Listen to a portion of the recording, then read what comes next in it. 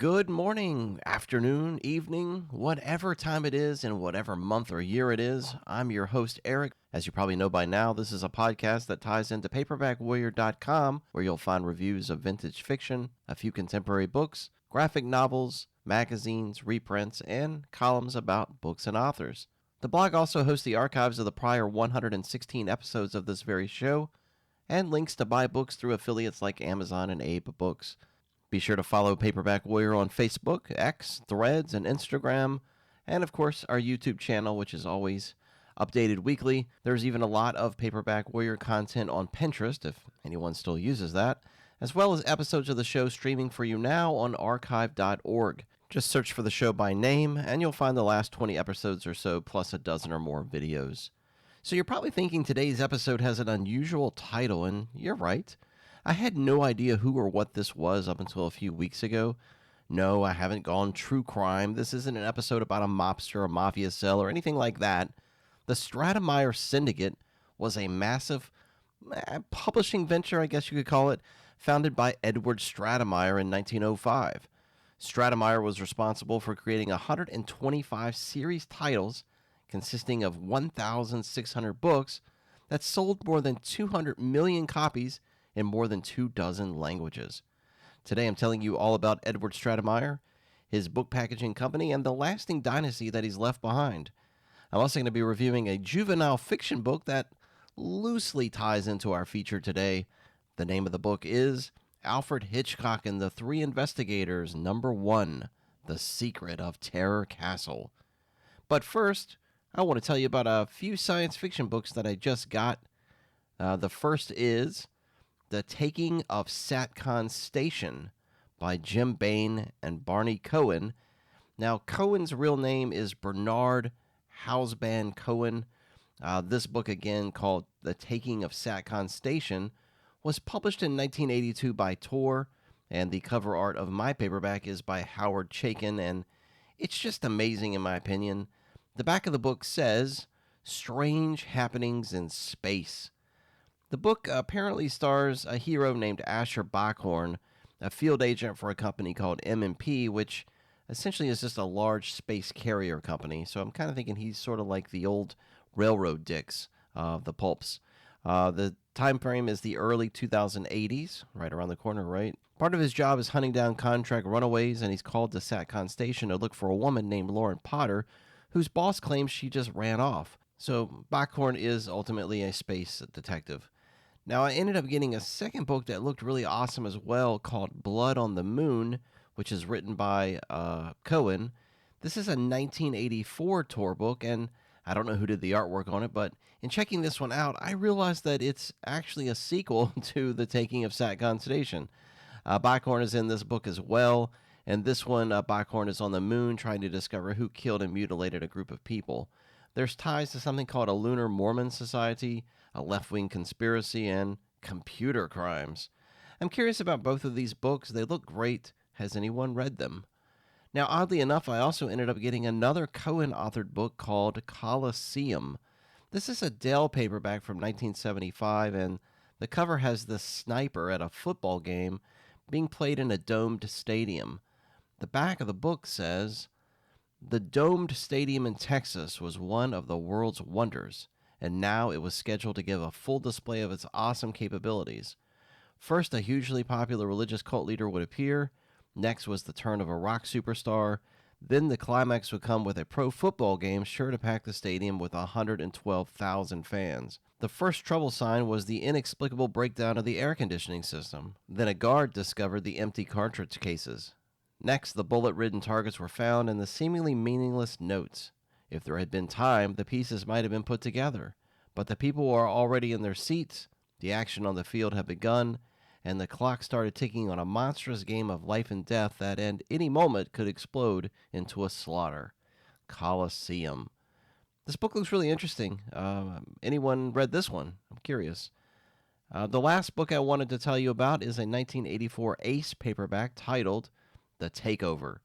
The authors are G.C. Edmondson and C.M. Kotlan, Kotlan.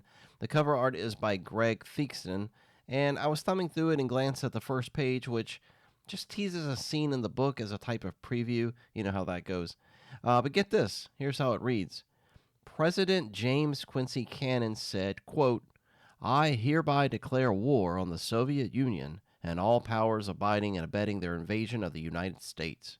Washington is in the hands of the enemy, but the presidency will not give in to repression and blackmail. The presidency exists for the American people, end quote.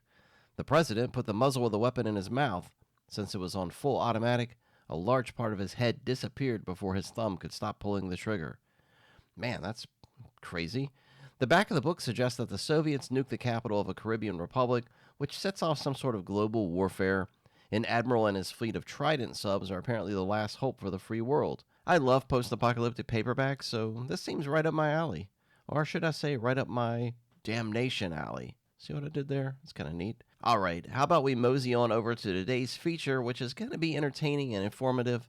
I promise you. Let me hit the tune and just go prance around.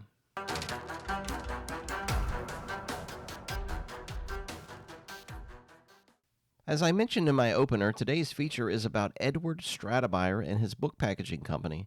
The Stratemeyer Syndicate began in 1905, and by 1926, the group managed to dominate the entire juvenile fiction serial market with iconic characters like the Hardy Boys, Nancy Drew, and Tom Swift. I'm going to delve into Stratemeyer's life, his humble beginnings, and the massive amount of titles he created. So let's go be a kid again and jump into these young adult mystery and adventure titles, starting with the year 1862, the year Edward was born. In his childhood home in Elizabeth, New Jersey, Edward began consuming dime novels. His passion for literature prompted him to create a small press, and by the age of 14, he has published his first story in one-issue magazines titled Our Friend and then later The Young American. After high school, Edward printed an 8-page publication titled Our American Boys. Edward's first big break was on November 2, 1889. The story he wrote, Victor Horton's Idea, was published in the children's magazine Golden Days for Boys and Girls, earning him a fat check in the amount of $75. Now, that was a decent amount of money for 1889. After writing a variety of stories, some using pseudonyms like Ed Ward, Fred Frisky, Robert Rollick, and Roy Rockwood, Edward eventually became hired by the biggest pulp publisher, the legendary Street and Smith. Edward went to work on the Nick Carter mystery magazines, writing 22 issues. He also wrote for rival publishing companies. He used a handful of pen names like Edward Strayer. Through the end of the 19th century, Edward had stories published at Argosy, New York Weekly, Banner Weekly, and Chicago Ledger. In 1898, one of Edward's literary heroes, Horatio Alger, contracted him about finishing a manuscript. Edward took the job, and a year later, after Alger died, he worked on and completed 11 of the man's manuscripts or unfinished volumes. Edward did the same thing for another dying author, a gentleman named William T. Adams. Edward finished a Civil War series titled Blue and Gray on Land that was published in 1899. Sensing a shift in the publishing market, Edward began to study the overall demographics and statistics of book buying in the early 20th century. He realized that hardcover products, cloth-sewn binding, could be more respected when compared to thin paper dime novels. The country had changed, creating a better childhood for many Americans. Instead of working at factories or in the fields, many children could now attend school. Plus, the rise of the middle class allowed more financial flexibility to afford children's books. Edward bought back some of his dime novel stories that he wrote for publishers like Street and Smith. He edited these stories and had them published in hardcover format. Thus, Edward's first ventures as a book packager was created. In 1894, Edward's Argosy story was repackaged into hardcover as Richard Dare's Venture and was published by Merriam. In 1897, a publisher named W. L. Allison published 12 of Edward's titles under his own name or the names Captain Ralph Bonehill or Arthur Winfield. It's important to realize early on that Edward nor his Stratemeyer Syndicate was a book publisher. Book packaging was the game, creating ideas for books, writing outlines for characters and titles, even writing some of the stories or books. It's the equivalent of, let's say, a screenwriter shopping for a producer to bring the creativity to the screen. Same thing here. Let's say you have an idea for a book series starring, let's say, I don't know, a supernatural sleuth who travels the countryside solving mysteries. But you don't necessarily want to write a bunch of novels. It takes too much time and you don't want to put in the effort. You want to create the ideas and the plots. So you come up with a concept, a few characters, some fixtures that you want in every book, a few rules, and maybe you even write the first book or two, but have plots and ideas for a bunch of other stories containing these characters. That's sort of what Edward was planning. Let me explain how it started for him. Around 1900, Edward wrote to the sister of the aforementioned Horatio Alger and declared his purpose. He stated he wanted to act as a literary agent. He would purchase manuscripts from writers and then have them issued in book format as opposed to the cheap, thin paper dime novels. But using these manuscripts, he would introduce more scenes, characters, spruce up the story to fit whatever grand design he had for the book. Then he passes that on to a ghostwriter to create a standalone book. In doing so, Edward could produce way more books than he could ever write. The key to all of this is money, of course. The new copyright laws at this time gave all of the rights of these books to the owners of the title, not the writers. This is important. One of Stratemeyer's first published serial titles in book format was The Rover Boys. It was published between 1899 and 1926, consisting of 30 titles. These were published by the Mershon Company, then in 1907 by Cheddar and Peck, and then later by Grosset and Dunlap, a publisher we're going to talk about a lot. Even into the 1930s and 1940s, the series was still being published in reprint editions. The Rover Boys became one of the most long-running juvenile series and sold over 5 million copies. The series, which starred three brothers named Tom, Sam, and Dick, experienced adventures and pranks at a military boarding school, and the series would later appear or be referenced in movies, shows, and books like The Andy Griffith Show, I Spy, The Adventures of Ozzie and Harriet, Dark Shadows, and even was used as the name for a Canadian rock group. In 1904, Edward struck literary gold with the creation of the series, The Bobbsey Twins. Now, everyone on the planet, even today, has heard of this series. The series began with the first book simply titled The Bobbsey Twins, using the house name Laura Lee Hope. The book was about a set of two fraternal sets of twins, Bert and Nan, who are between 8 to 12 years old, and Flossie and Freddie, who are about 4 to 6 years old. Originally, the series was about home life and travel, but by the middle of the 20th century, the books became focused on mysteries. Edward wrote the first book and then passed his outlines, story ideas, and character designs to ghostwriters. The end result was a series that ran from 1904 until 1979. That's 71 books written by ghostwriters after the series' debut. And then from 87 through 92, there's another 30 books or so written. In 1906, Edward pitched another series called The Motor Boys. This series ran until 1924 with 22 titles. All the books were written by Howard R. Garris using the name Clarence Young. But most, if not all, of these books worked off initial outlines created by Edward. The interesting thing about the Motor Boys' success was that Edward convinced publishers to drop their book prices in half. Instead of $1 books, the Motor Boys novels were sold for 50 cents each. The idea was that sheer volume would make more money for the publishers, and by 1934, it's estimated that major publishers had printed enough 50-cent juvenile fiction books to build a monument 700 miles high. That's an astronomical number of books. Edward soon set up a small office in New Jersey, kept a small staff, and paid writers instead of any type of royalties or advances. The titles increased to include Six Little Bunkers, Honey Bunch, The Dana Girls, Bomba the Jungle Boy, Baseball Joe, Gary Grayson Football, Radio Boys, Ralph of the Railroad, and a lot of other titles. The film production industry inspired Edward to create 4 series titles: The Moving Picture Boys, The Motion Picture Comrades, The Moving Picture Girls, and The Motion Picture Chums. Edward's second runaway success outside of the Bobbsey Twins was the original Tom Swift, a series of adventures starring a courageous boy inventor. My dad used to read Tom Swift books all the time when I was growing up. He always had them laying around, and I had no idea what these books were about. He was reading Louis L'Amour, Zane Grey, Max Brand, and then there were these weird Tom Swift books laying around. The first Tom Swift book, Tom Swift and His Motorcycle, was published in 1910.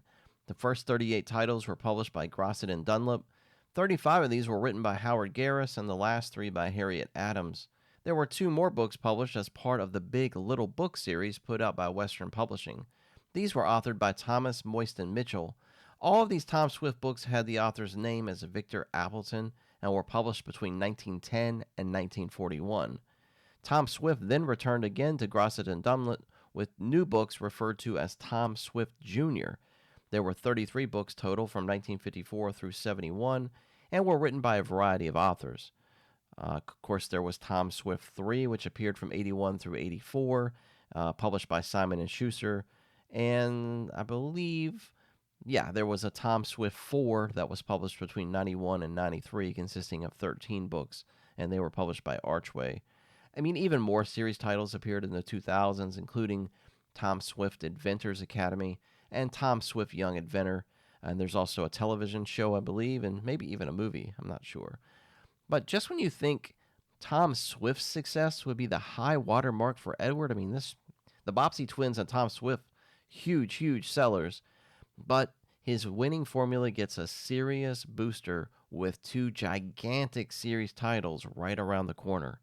In 1927, the first Hardy Boys book hit retail stores and libraries. It was called The Tower Treasure, and it was published by the series publisher Grosset and Dunlop. The book kicks off a title like nothing Edward had ever produced before. The Hardy Boys would be printed through 1979, consisting of 58 original books written by a revolving door of authors using the Franklin W. Dixon name. Simon & Schuster began publishing the books in 79, picking up at book number 59. This publishing history lasted until 1985 at book number 85. Then Mega Books came on board as a book packager for Simon & Schuster and published books 86 through 153, the time range of 1987 through 1998. Then Simon & Schuster took over completely from book 153 through 170 in 2001. Aladdin then took over in 2002, handling books 171 through 190 in 2005. There's also a Hardy Boys Case Files series that was published in 87 and 88, consisting of 127 books. Those books were my jam. I can remember my dad would get off from the plant. He was a welder at the plant, and he got off around 4 on a Thursday, and Thursday was our day to go uptown. So we went out to dinner at this cafe, and then we go to Kmart. And if I don't know if any of you remember Kmart, it was an old department store that's out of business now. But we would go to Kmart right after dinner, and my dad would give me $5, and I would use the $5 to buy a Hardy Boys case file book, because it seems like there were like 2 or 3 of those a month coming out. And what was really cool to me as a young man, I guess a teenager, this would have been 87, so I was like 10 or 11. But the Hardy Boys Case Files books have almost like a Mac Bolan cover. Like, they're really cool, painted, explosive covers with the Hardy Boys in some kind of horrible situation. And they just appealed to me. They were just colorful, and they looked violent, even though they really weren't. But they just appealed to me, and I read them like crazy. There was also a Young Hardy Boys series published between 97 through 2000, and it was 17 books under the title The Clues Brothers.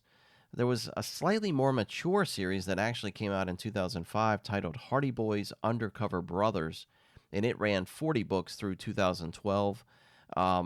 There's also a Hardy Boys Adventure series with like 25 books, Hardy Boys Secret Files with 19 books. There's also the Hardy Boys Clue book from 2016 that lasted like 17 books. I read a ton of early Hardy Boys books as well as the case file books. My parents would take me to Toys R Us maybe once a quarter with maybe like birthday money or allowances that I somehow saved up for doing chores, or just maybe a holiday money. And instead of going right to the Nintendo games, because I always wanted to do that, but instead of going there first, I would always go to, there's a little section there at Toys R Us, at least in my town, that had the Hardy Boys books in those glossy hardcover editions that were, basically just brand new. And I would buy those with my money. I would buy at least 2 or 3 Hardy Boys books, and I think I had the first one, which was like an ace double. It flipped over, so the first book was on one side and the second book was on the other. And then whatever money I had left over, which wasn't very much, I would put towards like a Nintendo game or do a layaway, because they did layaway there. But anyway, I'm digressing. But I read a ton of these books. The covers for the books, again, were all really cool, even the old ones. The whole series consists of Frank and Joe Hardy living in this fictional town and solving crimes. Throughout most of the early series, both boys are in high school, and their father is a police detective. As the series went on, the two brothers end up joining a crime fighting organization in the aforementioned Undercover Brother series. Listen, some of these titles need their own feature, so I'm not going to go too far into this. I'm going to leave the Hardy Boys right here because at some point they deserve a feature, along with probably even the Bobbsey twins, but I'm not going to tackle that. But Tom Swift probably needs one as well. So now, up until this point, in our Edward story here, he's been working hard. He's been creating series titles. He's writing entire novel ideas, outlines, plots. He's basically a one person show requiring a small office of personnel. But by 1930, Edward is 67 years of age. He begins having heart attacks, and the third one gets him in May of that year. Edward is buried in Evergreen Cemetery in Hillside, New Jersey, which ironically is also where Stephen Crane is buried. So the question is, what happens next to this legendary book packaging company known as the Stratemeyer Syndicate? Well, it keeps going thanks to Edward's daughters, Harriet and Edna. Now, both take over the syndicate, but it's really Harriet that takes control. Harriet, who is now married with 4 kids and is Harriet Edwards at this point. Edna would later move to Florida, leaving Harriet in charge in New Jersey. So, under Harriet's watch, the series that Edward created the year of his death, Nancy Drew, grows into a market sensation that parallels even the Hardy Boys' success. The Nancy Drew series that Edward had began, but really Harriet and a handful of others really kind of stepped in and propelled this into the market. The original Nancy Drew series was published from 1930 until 2003 with 175 novels plus 34 revised stories. These were all published under the house name Carolyn Keene. Mildred Wirt Benson wrote 23 of the first 30 novels in the series, but there's a bit of controversy here because Harriet in 1959, she went back and rewrote early installments in the series. These weren't just edits. She would change out like the entire plots, but she kept the same book title. It's really weird. Now, I get revising these older books to remove racial stereotypes and language, but removing entire plots or rewriting the books in general just seems silly to me. She also did this to the Hardy Boys books as well, and even the word counts in some of these books would decrease by as much as 20%. I think Hardy Boys fans call this the Great Purge. But regardless, Nancy Drew was a market sensation, and there were more series titles introduced after the original series. In 2004, the Nancy Drew Girl Detective series was launched. Beginning in 2013, there was the Nancy Drew Diaries. There's also the Nancy Drew Files. And, of course, there's the inevitable collaboration of Nancy Drew and the Hardy Boys in their own series title, which ran about 36 books from 1989 through 1998. And I won't go too much further here with the history because, again, Nancy Drew needs her own feature here at Paperback Warrior. And these titles, all of them are rich with benefits of having long publishing histories. So there's a lot to digest. But I've always been interested in Nancy Drew just because I read the Hardy Boys so much. I wanted to know where to start reading these as a newbie. I absolutely love a Facebook page titled Jennifer's Series Books. A juvenile fiction fan named Jennifer White posts there often, and she sells directly as well. I asked her what the high water mark of the Nancy Drew book series was. She said the original text versions of 1 through 34 are considered the best of the series. Within that group of 34, the first 22 are generally the better books. Really strong titles are number 3, The Bungalow Mystery, number 6, Redgate Farm, number 9, The Sign of the Twisted Candles, number 10, The Password to Larkspur Lane, and number 22, The Clue in the Crumbling Wall. Of the revised editions that Harriet rewrote, the favorites are number 4, The Mystery at Lilac Inn, and number 5, The Secret of Shadow Ranch. Now let me also say this. Jennifer's juvenile fiction blog is something similar to Paperback Warrior, only juvenile fiction and young adult stuff. I absolutely go down a rabbit hole when I read her well-written reviews on titles like Rick Brandt, Judy Bolton, Brad Forrest, or Tom Swift, for example. I'm also providing a little warning to fans and readers to this show. I may occasionally incorporate more juvenile fiction into my reading in the future because I seem to really enjoy this stuff. No matter your age, a good adventure or mystery is timeless in my opinion. And I already read stuff like Doc Savage anyway, and that's juvenile fiction in my opinion. But back to the Stratemeyer Syndicate. Harriet would operate her father's book packaging company for another 50 years. She managed to thrive during America's Great Depression. During the Christmas season of 1933, Macy's alone sold 6,000 Nancy Drew books. And by the way, the Hardy Boys book, The Tower Treasure, sells more than 100,000 copies a year to this day. But Harriet had some help along the way. She hired Andrew Svensson, a writer and journalism instructor, to write new titles and books. He wrote the very popular title The Happy Hollisters. That series ran from 1953 through 1970 with 33 volumes. Svensson also began the Brett King Mysteries, and in 1961 he became a partner to the Syndicate, the first non-family member to hold a leadership role. He later died in 1975. Now, early in Edward's publishing mission, he secured a contract from Grosset and Dunlop that paid 4% of the book prices on the Hardy Boys, and that same contract extended to Nancy Drew. The books sold for 50 cents, so Edward was getting 2 cents per book sold. In 1969, Harriet communicated with Grosset and Dunlop that the rate had never changed and that she wanted to renegotiate the contracting price. Her request was met with silence. She also pitched anniversary ideas to celebrate titles reaching milestones, like the Bobbsey Twins and Nancy Drew, and they were also met with silence. So Harriet took it upon herself to switch publishers.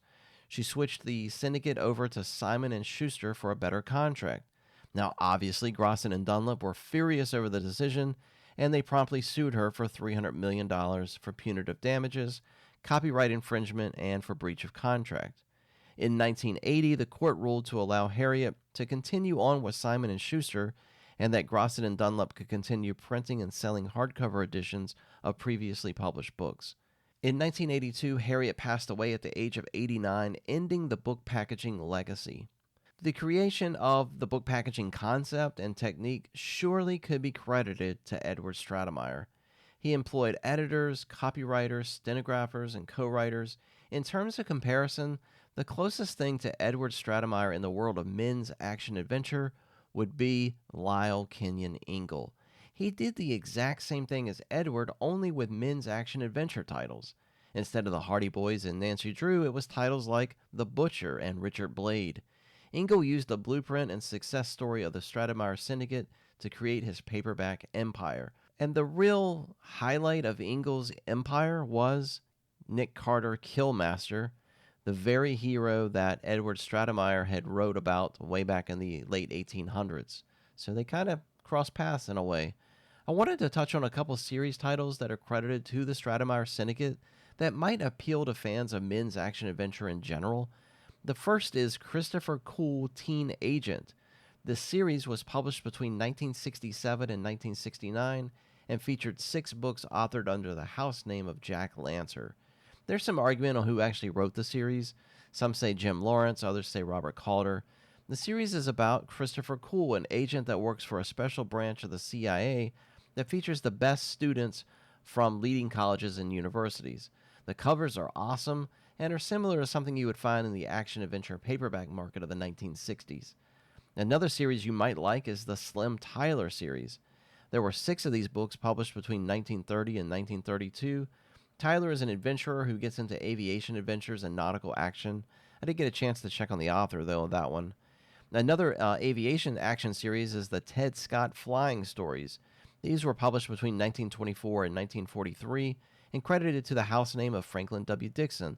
Yeah, that guy, the same one that's on the Hardy Boys books. The author was really John W. Duffield. The same author also wrote a Tarzan knockoff series that looks interesting called Bamba the Jungle Boy. These were published between 1926 and 1938 and even spun off into film, television show, and comics. All right, so I'm finishing up my feature on the Stratemeyer Syndicate. My reference mainly was the awesome book, The Hardy Boys Mysteries, 1927 to 1979, A Cultural and Literary History by Mark Connolly. This book is incredible. I highly recommend getting it. I also use the website stratemeyer.org and the Fiction Magazine Index. All right, now that we have that out of the way, I want to tell you a little something about me personally before I jump into this episode's review. No, I'm not dying. I'm not ending the show or the blog, but I am needing your help. As many of you know, I'm an insurance agent and have been for 17 years. I was employed with Anthem Blue Cross Blue Shield during that time, and my specialty is Medicare Advantage plans and prescription drug plans. Last October, I left Anthem to go at it on my own. My goal was to change industries, but I realized I really love Medicare plans and I love my customers. So I'm on my own now, and I'm an independent agent, and I'm starting over building my book of business. And I'll tell you, it's tough leaving the corporate support of a Fortune 100 company, but I wanted more flexibility in my personal life, and I also need time throughout the week to work on Paperback Warrior stuff. So this leads me to my little invite for all my listeners. If you have Medicare, or if you're even within a year of Medicare, please contact me. Again, I've got 17 years of experience, and I don't play into this Medicare scam stuff. There's advertisements out there on every commercial break telling you the newest Medicare scam. I'm not one of those guys. I want honesty in Medicare, and I plead with you. If you or anyone you know needs help figuring out their Medicare plan, call me.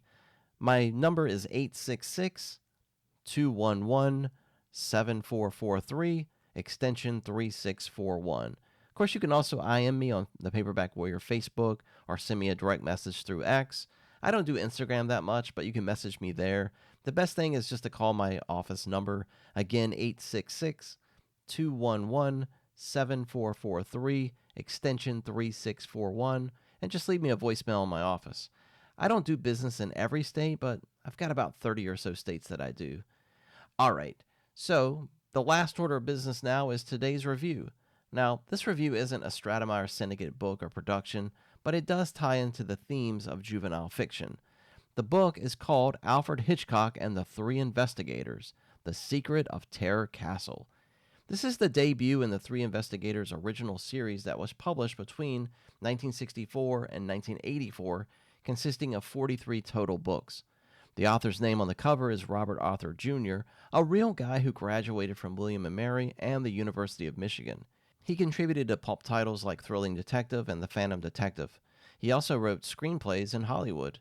Now, Arthur wrote books 1 through 9 and number 11 before other writers came on like Dennis Lenz, Ken Platt, and Mark Brandel. There are also series titles published later that featured these characters. In this series debut, The Secret of Terror Castle, 3 boys living in a fictional coastal California town called Rocky Beach have won a contest that allows them the use of a Rolls Royce and a chauffeur named Worthington. The kids come up with an idea that they will be investigators and design business cards and a special color-coded question mark symbol to use in their investigations. The kids consist of Jupiter Jones, who's the first investigator. He's a former child actor and he's spunky. Then Pete Crenshaw, the second investigator, who's the athlete and the action guy. And Bob Andrews, who's records and research and the librarian, and of course he's nerdy. The Terror Castle is first introduced as a way for the kids to obtain and solve their first case. Jupiter leads the trio to Alfred Hitchcock's studio office to pitch an investigation. They want to discover a real haunted house that the director can use for his next motion picture. Hitchcock isn't amused with the kids' idea, and he quickly dismisses them.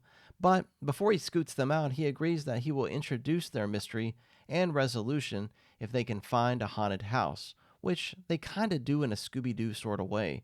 This sets up an early theme where the end of each book features a brief introduction to the next mystery, which will be unveiled in the next series installment. The Secret of Terror Castle is this cliffside mansion once owned and inhabited by a horror actor named Stephen Terrell. He died under mysterious circumstances, and his car, it sort of like plunged from this rocky highway, and his body was never found amongst the carnage of the wreck.